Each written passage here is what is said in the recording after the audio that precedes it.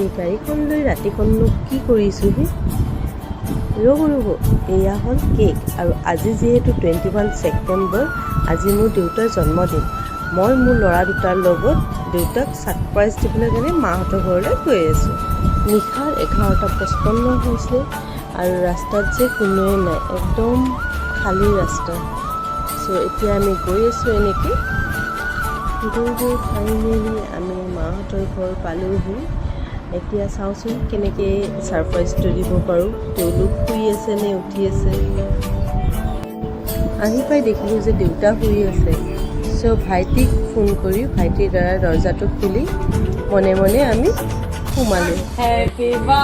অৱস্থাত ছাৰপ্ৰাইজ দি সকলোকে সঁচাকৈ ভাল লাগে। আৰু মানুহে যিমানেই ডাঙৰ নহওক নিজৰ জন্মদিনটো উইছ কৰিলে খুবেই ভাল লাগে। শুই থকা দেউতাক উঠাই কিনে এতিয়া আমি চেলিব্ৰেশ্যনৰ কাৰণে ৰেডি হ'বলৈ গ'লোঁ।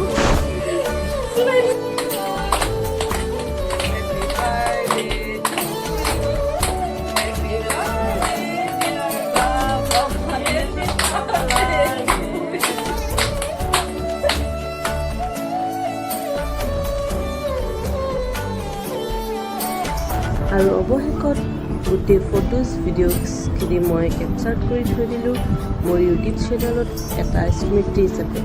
দেউতা যাতে সদায় এনেকৈ ভালেই থাকে, হাঁহি মুখে থাকে আৰু দীৰ্ঘায়ু থাকে।